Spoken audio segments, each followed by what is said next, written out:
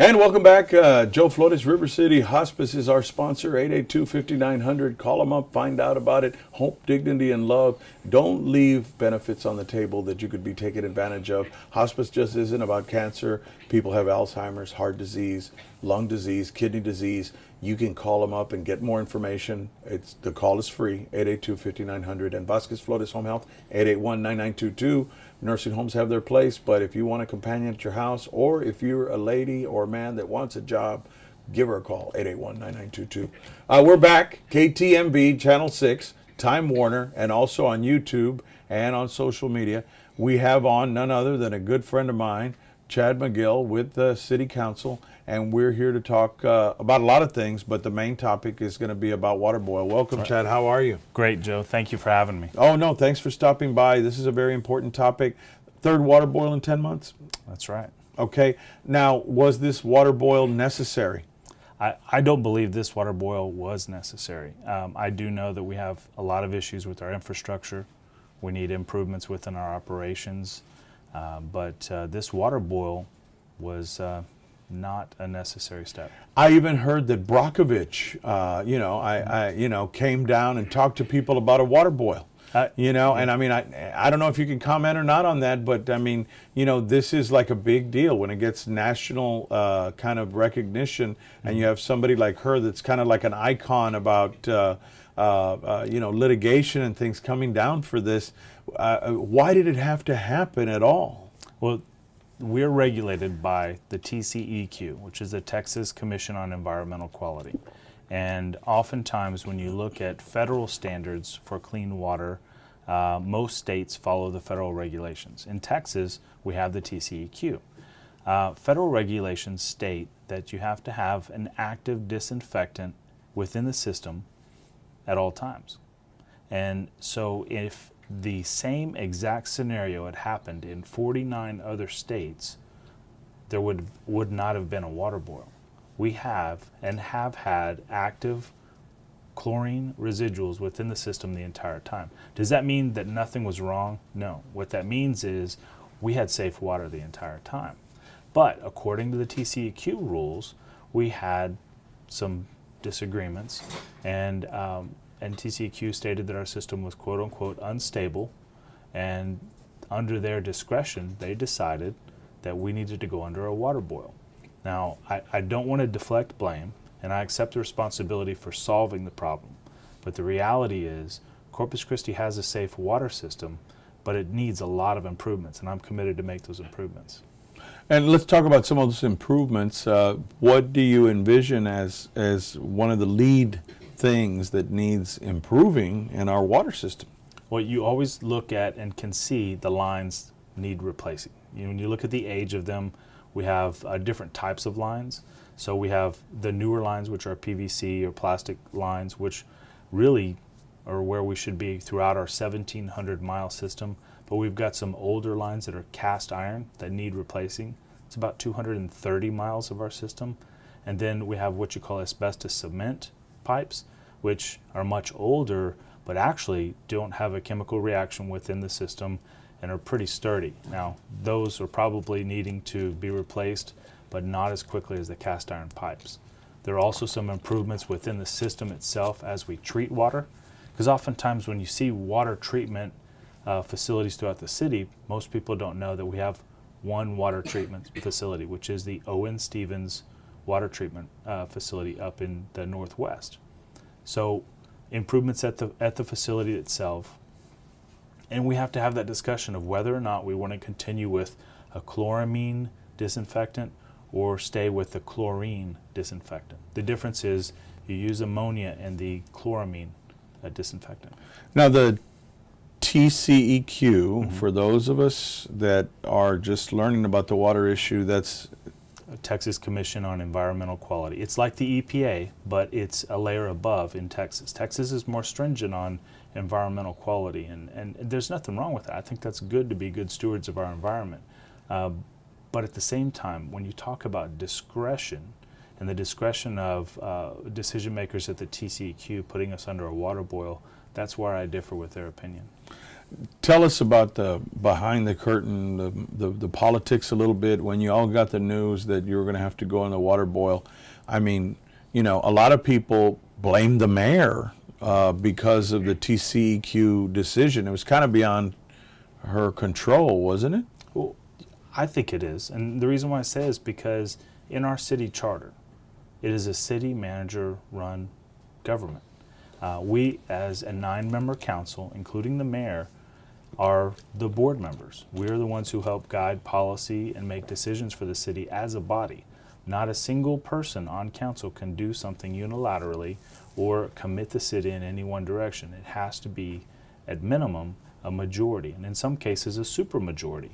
When it takes something of changing the charter, we have a charter commission that even adds layers to that. So when you make big decisions like that, it's because of the body of the council, not just one person.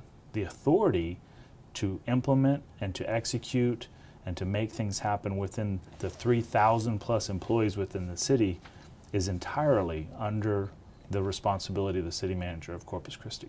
Zooming back, the first water boil within the 10 months. Before that, okay, we got 3 water boils. Before that, I don't recall We had doing one in water 2007. boil. 2000, yeah, it's been a long time, right? Almost a decade. So, and that was very brief, right? This one almost, I mean, really punished restaurants, hotels, hospitals, senior care, everywhere. right? Okay, so it really made people think about how valuable water is. You know, the water was flying off the shelves at HEB and District 86, where I'm from, Precinct 86, Morningside, and so people are asking what's going on. A lot of people fear that. Am I able to, you know, I got questions as a healthcare provider. Can I shower in the water? People had belly aches and stomach aches, and they blamed it on the water, said it's E. coli. I mean, how much of that is valid? Well, that's a great question, because throughout the entire time of this water boil, and even before, we have not had harmful bacteria or E. coli in the system. That is generally what causes a water boil, because when you boil water, you're killing the microorganisms in the water. If you were to boil water that don't have microorganisms or harmful bacteria in them, or E. coli, then really what you're doing is you're actually evaporating the water more and increasing the nitrification in the water, or at least the potency of the nitrification.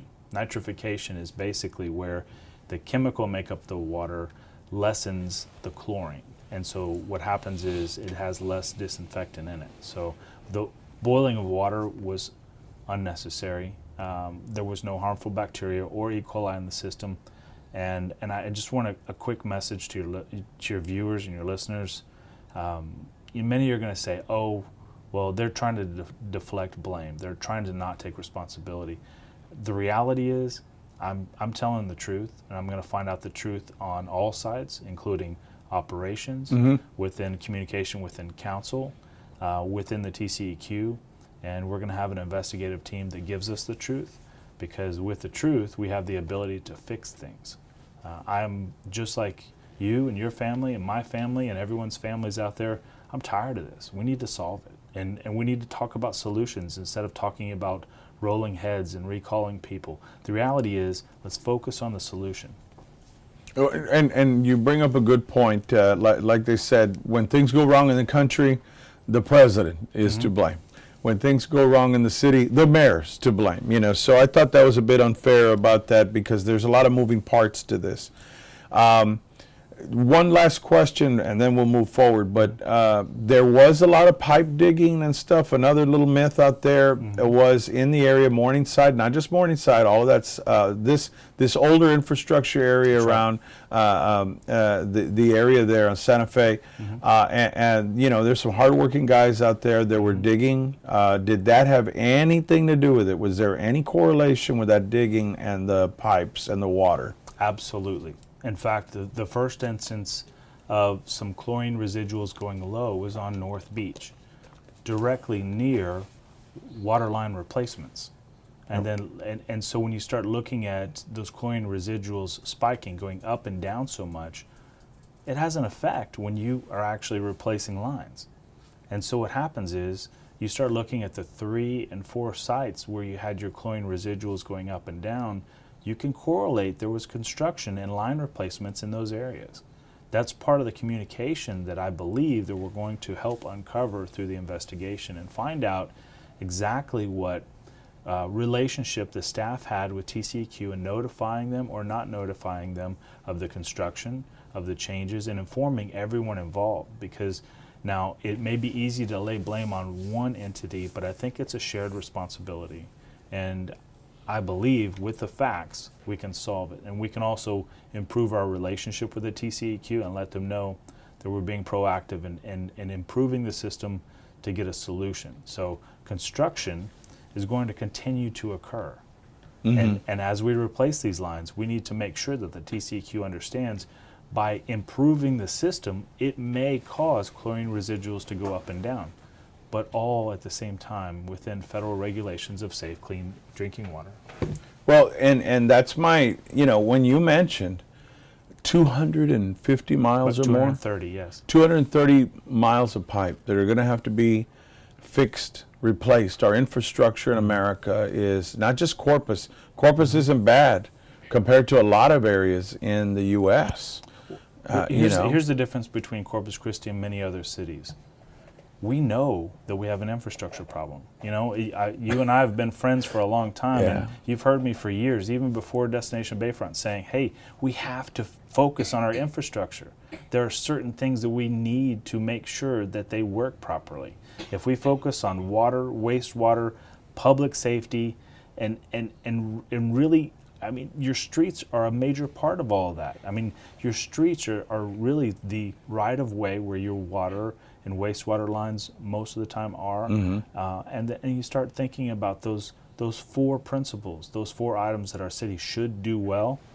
If you get good at those 4 foundational elements, then you can start talking about doing other things. So not unlike many other cities, but I would say Corpus Christi, we know we have an infrastructure problem because we can see it. Now let's focus our funding on that and solve some problems. Have you seen progress since you've been on? I know you're an optimistic, positive person. I like that, energetic. But the truth is that no matter how optimistic and energetic you are, when you enter politics, it's exhausting. Oh, absolutely, it is. But it takes a toll. It takes a toll. Yeah.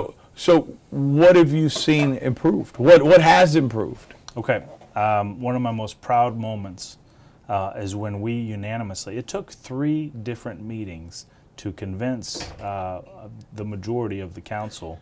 We got a unanimous vote on improving 3 senior centers in year 1 of a facilities improvement program.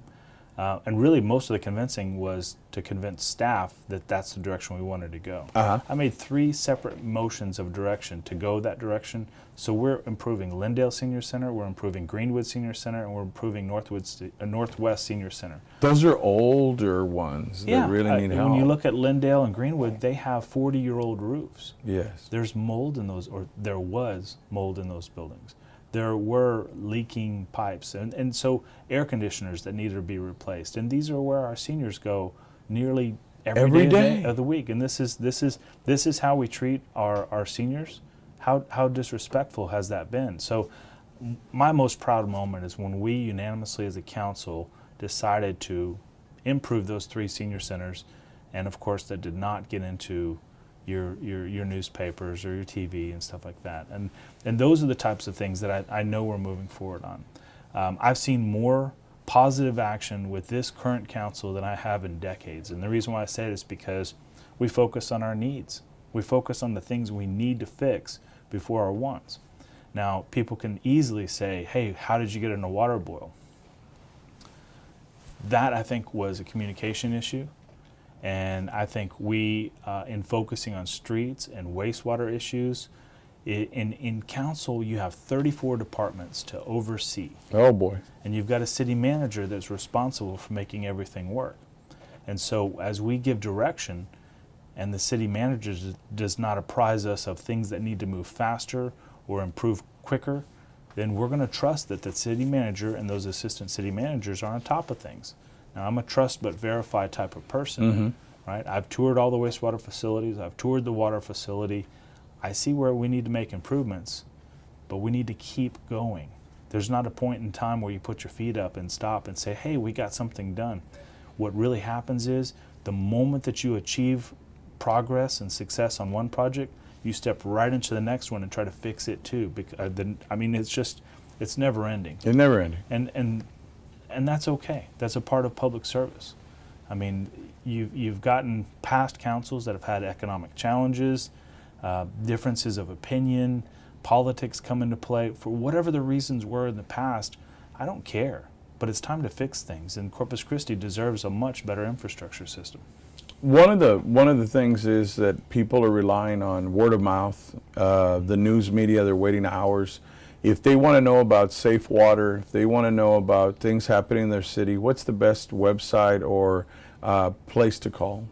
I would look at news.cctexas.com. News.cctexas.com. Yes, we've worked very hard to fund and to support our communications department, and they've really stepped up and they've done a good job, I believe, of putting together all of the information in one place for people to see and to be able to go online and be able to read and really dig into what's happening with their city. And that's news.cctexas.com. Correct. And if you'd like to call someone, we have our call center. It's 24/7. It's 826-2489. That's 826-2489. All right. And so what happens with that is, as we communicate better, and no doubt we've got to improve communications with the public. Should we have had a press conference immediately after Water Bowl? Absolutely. But that's not my call. I'm one council member. Right. You know, and so, it's not the Chad Magill show. Right. And we work as a team, you know, and yes, we disagree on a lot of things. You know what? But that ends up in a better result for the public. You know, how you get there is just as important as what you land on. And so as we go through each item on the agendas, some may say, oh, it's a split council or this or that. The reality is the taxpayer wins when we actually debate. What scares me most is when you have a council voting 9-0 on everything. What that means is you're going in one direction too far, too fast. And I think there needs to be debate. There needs to be thoughtful, deliberate discussion on how we as a city move forward. And so as you see us progressing as a city, you're also going to see us communicate better. And I'm committed to make sure that what within my scope as an at-large council member is, I'm going to make sure to communicate as best I can with the public, because the public deserves answers. Well, Chad Magill, and always the roving city council member, and I appreciate him coming on and stepping forward, always taking accountability for what the city is doing. He's one of the 9 on there, but he's always coming on. He's a friend to us here in the community, and make sure the important sites that he told you about, CC Texas. Yeah, news.cctexas.com. News.cctexas.com, and then 826-2489. That's our call center. 2489. And we're going to put those on. He's going to give them today. We'll put them on our lower third. Educate yourself on that. Look at our left lower third, and you can see those numbers coming through. And remember, get involved. And if they want to watch the city council, the meetings, if they can't make the meetings in person, they can go on TV, right? Grande and Time Warner. Right, on TV or even online at cctexas.com and click on Mayor and City Council agenda. Please get involved, get informed, and this hysteria about the boiling water and things, you heard it from one of the city council members. There wasn't E. coli. Everybody thought there was E. coli in the water. It was just that luckily and unluckily sometimes we have an environmental control agency in Texas that's even more stringent than the EPA, which was news to me. So it must be news to many of you out there. We're out of time, Chad, again. And if they want to get a hold of you on the internet or call you and get more information, if they're in, because you're at large, so you're a good guy to talk to, citywide. Citywide. And I've got a website. It's chadmagill.com, CHADMAGILL.com. A lot of good information there. I talk about a lot of different viewpoints on infrastructure. My email address is chad.magill@cctexas.com. That's my official city email address. And I invite you, email me, let me know what's going on, let me know what your concerns are, and I'll certainly do my best to address them. Thanks so much for coming on. It means so much to us all the time. And Chad Magill's a regular on here. Without him, I'd be lost on the city issues, and we should thank him for that. And he's at large, so he serves you citywide, Chad Magill. And you've got the information on the lower third. Give him a contact ring, and let me tell you, this guy's responsive. Thank you. And thank you for coming by. Yes, sir. Thank you. All righty.